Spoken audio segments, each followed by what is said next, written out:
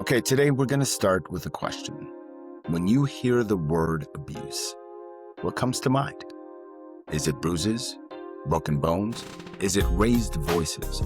Is it police lights? Guys, for a long time, that's what most of us were taught to look for. But what if abuse doesn't always leave a mark you can point to? What if it shows up in tone or in silence? After your last episode, some of you have started reflecting on your past, your relationships, your patterns, and maybe you thought, I wasn't hit, so maybe it wasn't abuse. Today, we're going to challenge that idea because abuse is not just one thing. It's not always loud, it's not always violent, and it's not always obvious, even to the person living inside of it. This episode is about naming what often goes unnamed, about validating pain that's been minimized, and about expanding the definition of abuse so people stop suffering in silence simply because their wounds don't show. If you've ever felt controlled, diminished, manipulated, afraid to speak, or unsure of yourself in a relationship, this conversation just might be for you. Also, you're going to want to listen to this episode to the last word, because someone you know may need to hear what I have to say at the very end. This is Walk With Me. So we're going to try to understand the spectrum, what abuse really looks like. So when most people hear the word abuse, they picture violence. Rightfully so. Bruises, yelling, fear that you can see. And yes, physical abuse is real, guys. It's serious and it's deadly. But abuse isn't one thing. There's a spectrum here. According to the National Domestic Violence Hotline and the CDC, nearly half of all adults in the United States will experience psychological aggression from an intimate partner in their lifetime. Not once, not rarely, at some point in their lives. That means millions of people are living with harm that doesn't leave marks, but they damn sure leave scars. Emotional abuse, psychological manipulation, verbal degradation, financial control, even sexual coercion. There's isolation, and believe it or not, digital surveillance. These forms of abuse often go unnamed because they don't look like what we're taught to fear. And that's dangerous. Because what we don't name, we normalize. I know this personally. I grew up around abuse that taught me certain lessons without ever saying them out loud. Loud means powerful. Control means safety. Silence means compliance. Anger meant love. Those lessons didn't disappear just because the physical abuse stopped. They followed me. Quietly, but they followed me into adulthood. And I didn't recognize them as abuse at first because they felt familiar. That's the fucking trap. When chaos is familiar, calm feels foreign. Or when control is familiar, boundaries feel threatening. When emotional harm is normalized, you start telling yourself shit like, it's not that bad. Or they didn't mean it. Or maybe I'm just sensitive. Maybe I'm just sensitive. That's not weak. That's not weakness. That's fucking conditioning.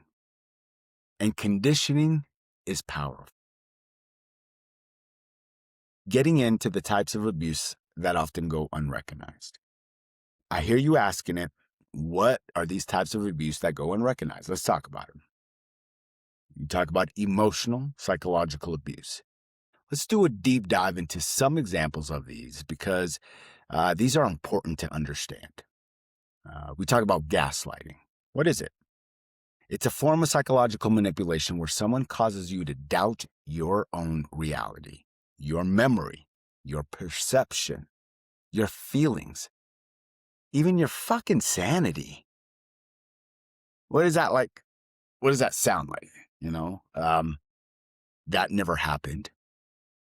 You're remembering it wrong. You're too sensitive. Have you heard any of these? You're imagining things. I'm pretty sure I said that. I never said that. You're making it up. That's what that sounds like. You confront your partner about something hurtful they say, or something they said. Instead of addressing it, they respond with, I never said that. You always twist things.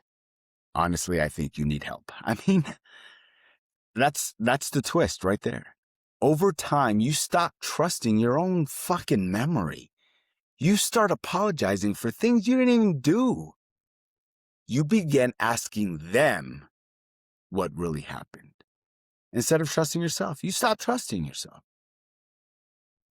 It's dangerous. It erodes your confidence in your own mind. Once anyone controls your sense of reality, they don't need force. Physical abuse is not even needed. Doesn't mean it's not there or present, but it's not needed any longer. You start self-policing, self-doubting, and self-blaming for them. Another one is belittling. I know a lot of you know what that means, but it's the act of making someone feel smaller, inferior, or unworthy. Often, this comes disguised as jokes, honesty with air quotes, or just telling it how it is. I'm just telling it like it is. It is what it is. What does that sound like, guys? I would explain this to you, but you're not smart enough to understand. Or, you know what? You're fucking lucky I put up with you. You're lucky. Where are you gonna go? No one else would want you. I'm the only one that wants you. Or you always mess things up. Or when you're trying to explain something to them, your goals, your fears, your opinions, they simply laugh it off. They laugh at you. Pretend you share something you're excited about, a new job idea, a personal goal, a feeling you're trying to express. And they respond with sarcasm, an eye roll, or they dismiss it. It's never going to work. Be realistic. Eventually, you stop sharing. You do something that's dangerous, if not the most dangerous thing one can do to themselves.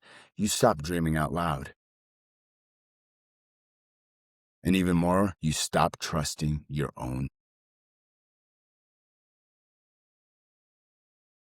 Belittling slowly trains somebody to believe that they are less than. It destroys and kills confidence, independence, self-trust. It makes it easier for the abuser to maintain that control. Another one, constant criticism for every single thing you do. It's not occasional feedback or disagreement.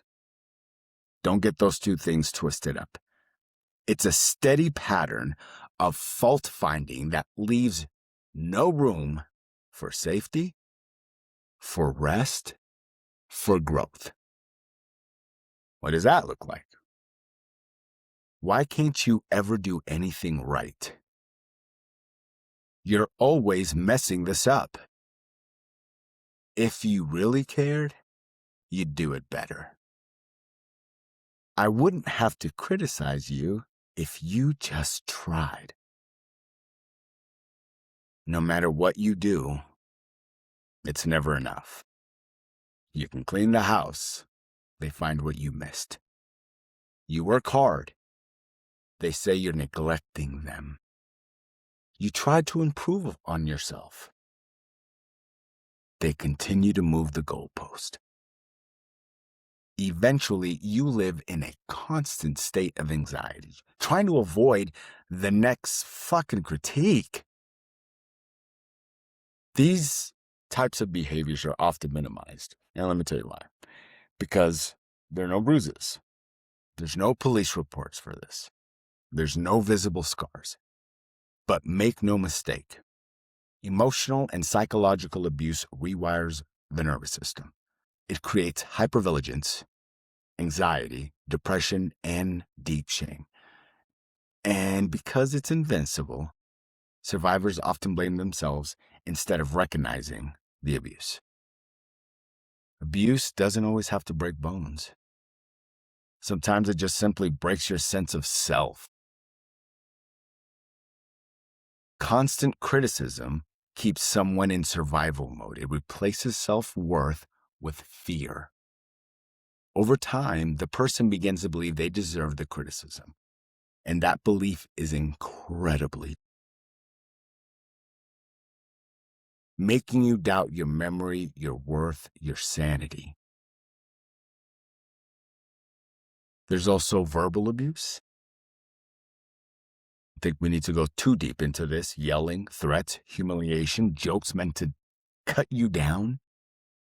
There's coercive control and isolation. That basically controls who you see.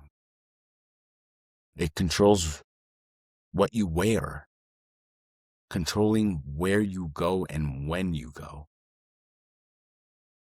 It helps turn you against your support system. Listen to that part one more time. It does everything. It, being the person, does everything to turn you against your support system. I know you've seen it, and you might have lived it. Growing up, often I felt like we had nobody. When there was a party, everyone was there. When there was pain, was there. There's also financial abuse. Restricting your access to money, sabotaging your work, making you create a certain level of dependence on the abuser. There's also this one we're going to get into. Sexual abuse without physical force. Pressure, guilt, obligation, consent manipulated or ignored, even in a relationship or marriage. I want to talk a little bit more about this one for the ones in the back. One of the most dangerous myths we still live with is the belief that sexual assault only happens through physical force. And that if you're in a relationship, it somehow doesn't count. Sexual abuse without physical force is actually incredibly and often even harder to name. It can look like persistent pressure until someone gives in. It can look like guilt used as a weapon, anger used as leverage, emotional withdrawal used as a punishment. Many survivors describe moments where they didn't fight back. Not because they agreed or wanted it, but because their nervous system just froze. Because saying no literally felt unsafe. Because they were taught that their partner's needs mattered more than their own. Fuck that. Marriage does not change that reality. Consent must be ongoing, enthusiastic, and freely given. Every fucking time. When someone takes access to your body because they feel entitled to it, My friends, that is called sexual abuse, regardless of the relationship status.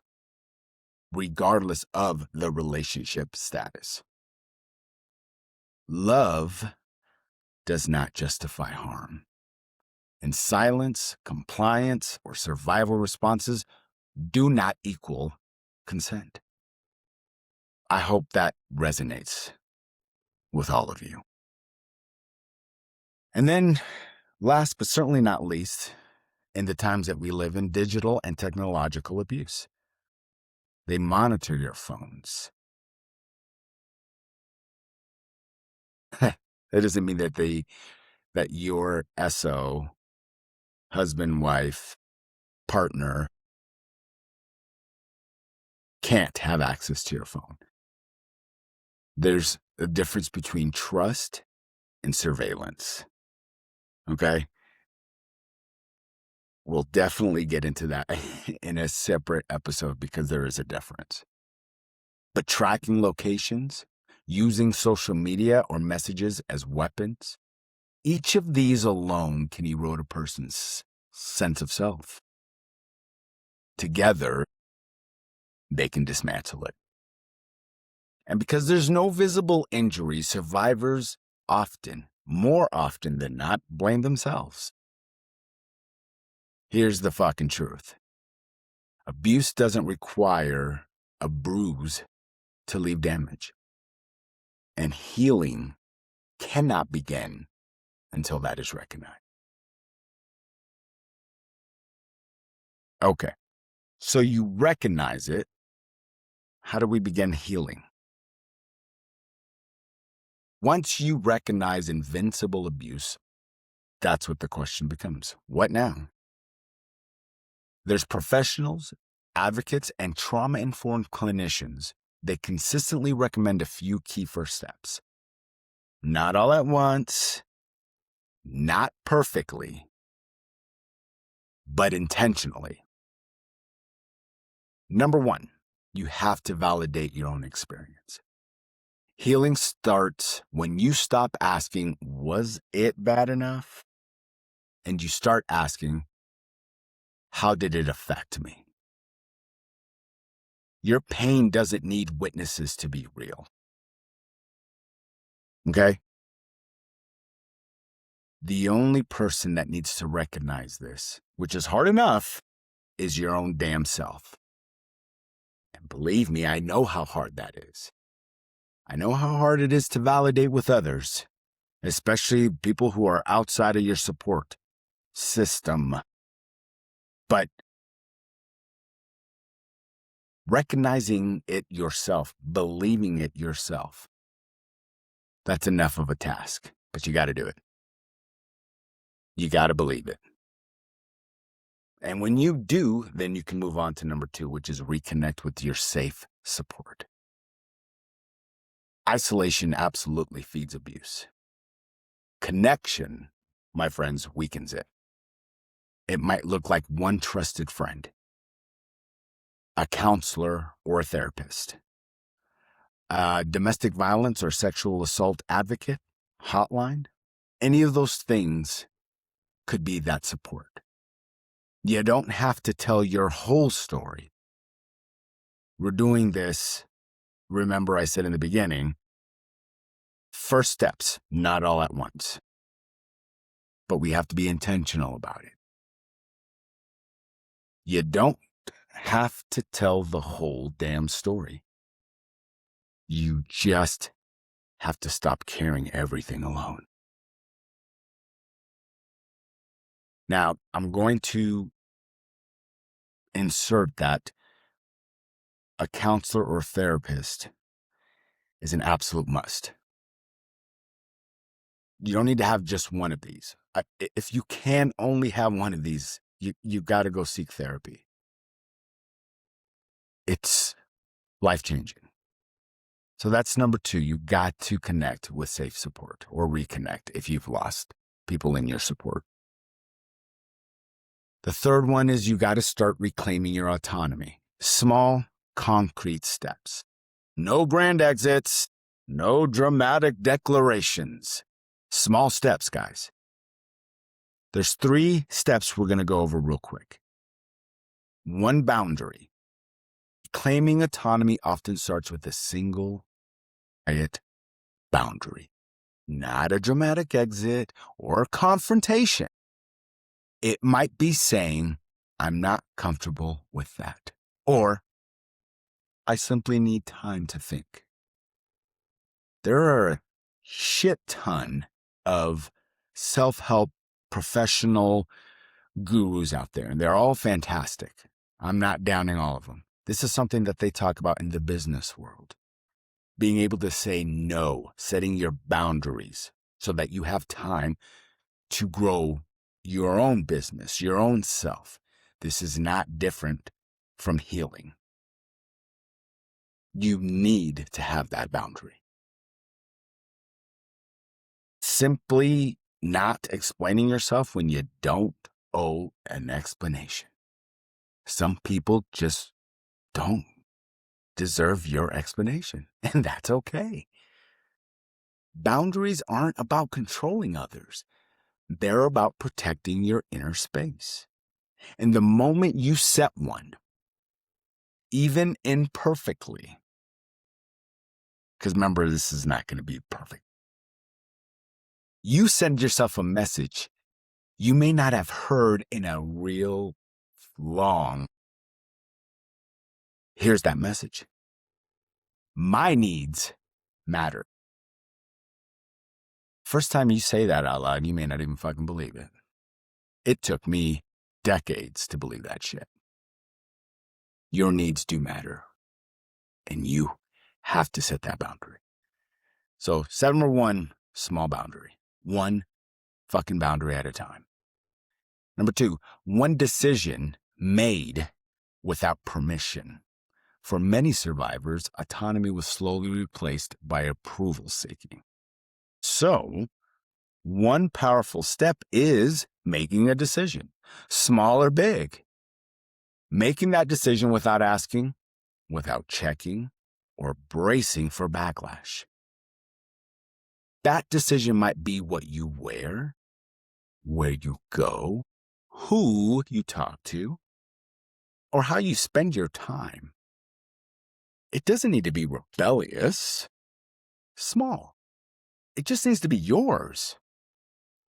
Because each time you decide without permission, you remind your nervous system that you are allowed to exist as a whole person, not someone waiting to be approved. You're not some report that needs to be approved by your boss. You are a person who can make their own decision and who can give themselves permission to do things. 1 decision made without permission. Number 3, 1 moment of choosing yourself. I love this one. Choosing yourself doesn't always look bold. Sometimes it looks like resting when you're used to overperforming. Sometimes it looks like staying quiet when you would normally explain, defend, shrink. 1 moment of choosing yourself, your safety, your peace, your truth, that shit can feel uncomfortable. And it does. It even feels selfish at first. But over time, man, these moments add up.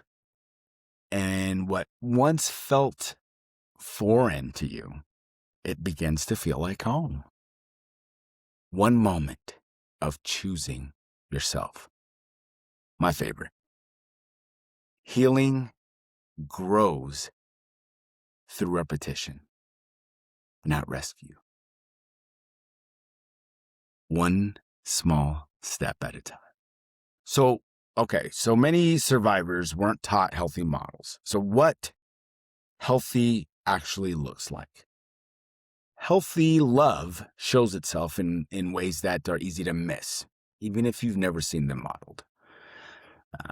It took me a long time and to really see what healthy love was. Okay. So let's get into it. The first one that I think about is consent without pressure, where a no, pause, or a change of mind is respected, and it's respected without guilt, without sulking, or punishment. Healthy love means consent that is freely given. It's not negotiated. It's not negotiated. It's not worn down. It's not extracted through guilt. It's a yes that doesn't come after sulking, anger, threats, or even emotional withdrawal. When consent is healthy, no one feels like they have to comply. You don't have to comply to keep the peace or avoid consequences. And if consent can't exist without pressure, then what's happening isn't intimacy, it's control. Consent freely given. Healthy love sounds like disagreement without fear. When you can speak honestly without bracing for anger, withdrawal, or retaliation. In healthy relationships, disagreement doesn't come with a spike of anxiety, huh? You don't brace yourself before speaking. You don't rehearse your words to avoid an explosion. Disagreement without fear means you can express a different opinion or feeling or need without worrying about retaliation, punishment, or emotional shutdown. If honesty feels dangerous, the relationship isn't safe, no matter how much love is claimed. Healthy love feels like boundaries without punishment, where setting a limit doesn't cost you affection, safety, or peace. Boundaries are not ultimatums. They're expressions of self-respect. In healthy love, setting a boundary doesn't result in coldness, silent treatment, guilt trips, or withdrawal of affection. You don't lose access to safety or connection just because you said, "This isn't okay for me." When boundaries are met with punishment, the message is clear, y'all. Your needs are inconvenient. And that's not love. And finally, healthy love requires accountability without retaliation, where someone can hear they've caused harm, sit with it, take responsibility, and change without turning the conversation into blame, control, or revenge. Accountability means being able to hear that you caused harm without flipping the script. Everyone fucks up, guys. Nobody is perfect. The difference between a healthy and not healthy relationship is that accountability is being able to say or hear somebody tell you you did something fucked up and you contemplating it and going, damn, that was wrong. Without losing your shit or without trying to blame that person back.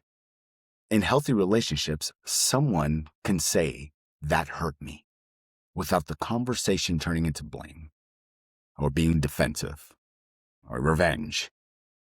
There's no scorekeeping here. No escalation. No emotional counterattack. Accountability without retaliation creates growth. Retaliation disguised as accountability creates fear. And fear has no place in love. These aren't lofty ideals. They're baseline. I like them a lot because they're simple and they make sense. They're explained. And if love requires fear, silence, or self-erasure to survive, it's not love. Queen, it's control dressed up as connection. And let me tell you something. These are simple steps for me, simple ideas. But you're not broken for needing to learn this. As simple as these ideas are, shit took me a long time to learn. I'm still learning this stuff. We're not broken for needing to learn this. We were never shown. The learning begins now, or whenever your healing journey began. There is no limit for when you can start learning these things. So remember that. Last thing on this part, guys. Safety always comes first. If you are in danger, reach out to emergency services or a confidential hotline. We'll list some resources after this episode and, of course, on the website, because support should never be hard to find. Recognition is not weakness. It's awareness. And damn it, if awareness isn't power. Because it is. All right, we are at the challenge/insight portion. I truly believe the information that we talked about today can be used in your journey of healing, in your journey of being an ally, or in just understanding a survivor's journey. But let's put it to the test, right? Here's the challenge of the week, guys. Notice one moment in your past, in your present, where something didn't feel physical, but it didn't feel right. A tone, a silence, a restriction, a joke, a rule disguised as care. Write it down. Write it down and then ask yourself, did this make me feel safer or smaller? That answer matters. If this was something that happened in the past and you are in your healing journey, tell us, or tell yourself if and how you recognized it, and how you began reclaiming yourself from it. And if you're just beginning to recognize a moment for what it really was, give these steps a try. And if you do, how do they make you feel? And did they give you the confidence to help you in your healing journey? As always, if you feel ready, share it with me. Email me, DM me, message me. I'm going to gather reflections for follow-up episodes because your insight might help somebody else finally name theirs. You don't need answers yet. Just honesty. Okay, every week we're going to do a fashion tie-in. I like this week's fashion tie-in. I want to add a little lighter aspect of healing and how we can tie in our own fashion to our healing. Something I did. Something I still do. I talk about fashion a lot, and there's going to be some videos out there of me, and many of you are going to ask yourself, why is this guy talking about fashion? He doesn't look very fashionable at all. This is my fashion. Kind of. And I'd look different when I record these than when I go out. Stop judging me. Anyways, fashion often becomes a battleground in abusive dynamics. Think about it. Dressing down to avoid jealousy, hiding your body to stay safe, being told what's appropriate, losing access to money for clothes. These aren't style choices, people. They're survival strategies. Bill Cunningham, he's this legendary New York fashion photographer. He once said, fashion is the armor to survive the reality of everyday life. And I want your reality to be what you want it to be. But sometimes we need a little bit of armor to help us get through it. Because when someone controls that armor, they're not just choosing your outfit. They're choosing who you are allowed to be. So when a survivor reclaims style, loud, bold, soft, elegant, whatever the fuck it isn't vanity. It's identity returning. It's your identity returning. Because healing doesn't just happen internally. Sometimes it shows up in the mirror. And that's pretty cool too. Okay, I hope this episode today resonated with some of you, all of you. If there's one thing I want you to leave with today, it's that abuse isn't always loud, it isn't always visible, and it isn't always recognized in the moment. But once you see it, you can't unsee it. And seeing it does not trap you. It actually frees you. Healing begins with naming what hurt you. Growth begins when you stop minimizing your own pain, and change begins the moment you decide you deserve better. If today opens something in you, hold it gently. And if or when you're ready, share it. Because when we name what hides in plain sight, we take that power back. And we're going to take that power back together. Okay, before I end today, I need to say something important. I wrestled with having this conversation with you because it can make you uncomfortable. But I think it's important. This next part is for the person this episode might be talking about. If you're listening to this episode because someone shared it with you, or something in it made you feel defensive, exposed, or called out, this message is for you. Let me be clear first. I will always center around and support survivors. I will never excuse abuse. I will never advocate for staying with someone who causes harm. But I also believe something else to be true, because I lived it. Abusive behavior, especially emotional, psychological, and controlling behavior, is most often learned. It's a blueprint, and what is learned can be unlearned if you are willing to take full responsibility. I know this because I had a blueprint that would have made continuing the cycle very fucking easy. I could have blamed my upbringing. I could have justified my reactions. I could have told myself, this is just who I am. This is just how I am. And I didn't. I was fortunate enough to, number one, recognize it early. Number two, lucky enough not to lose everything I loved. Some people don't get that many chances. And honestly, they don't deserve it. But if you're still listening right now, you still have one. An opportunity, that is. Maybe not to save what you've lost, but to change what you do moving forward. That means this is the moment where excuses stop. Your actions up to this point may be inexcusable, but what you choose to do next matters.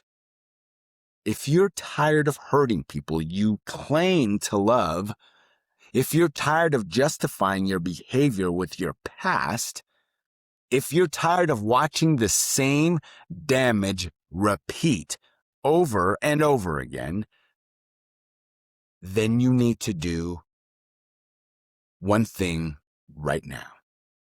Get help. Right fucking now. Not later, not when things calm down, not when someone threatens to leave. Now. And not from the person you're hurting. You need A, a licensed therapist trained in abuse and accountability. B, a batterer intervention or behavior change program. And C, people who will challenge you, not comfort you. Trying to, air quotes, fix yourself alone does not work. Apologies without change do not work. And love without accountability does not work. Change requires structure. It requires humility. This is where I lose a lot of people. And it requires sustained effort.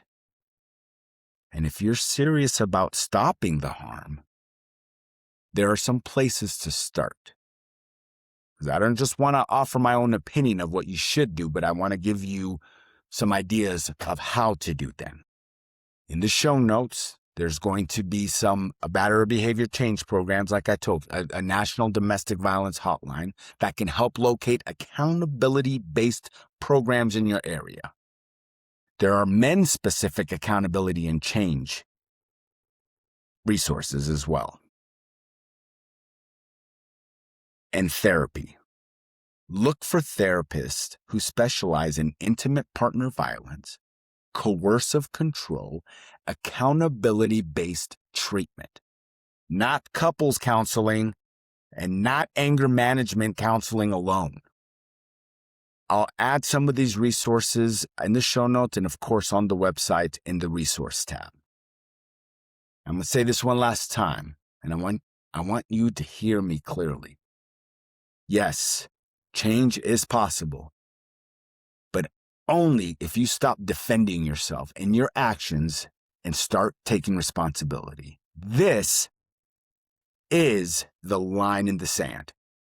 And what you do next will define who you are, not where you came from. Until the next episode, take care of yourself, and I'll see you on the path. Thank you so much for walking with me today. If this episode resonated with you, visit the website at walkwithmepod.com. You'll find resources and links to support organizations that may be helpful to you or someone you care about. You can also connect with me on social media. All the links are on the show notes and our website. And if you feel compelled, reach out. Your reflections, questions, and stories are always welcome. And some may be shared in future follow-up episodes with your permission, of course. If you believe in what we're building here, please take a moment and rate and review the podcast. It helps the message reach more people who may need it. And if someone came to mind while you were listening, consider sharing this episode with them. That's how this walk continues. Until then, take care of yourself, and I'll see you on the path. Psst, this part is super important, my friends. I want to be very clear about something. I am not a licensed therapist, a counselor, a psychologist, or a medical professional. The content shared on Walk With Me is based on personal experience, research, education, and lived perspective, not professional or clinical advice. This podcast is intended for educational, reflective, and community-based conversation only. It is not a substitute for professional mental health care, medical treatment, legal advice, or crisis intervention. If you are in immediate danger, experiencing a crisis, or need professional support, please contact emergency services or a licensed mental health professional or a trusted support organization right away. Resources and hotlines are listed in the show notes and on walkwithmepod.com. Listening to or participating in this podcast does not establish my therapeutic, professional, or client relationship between you and I.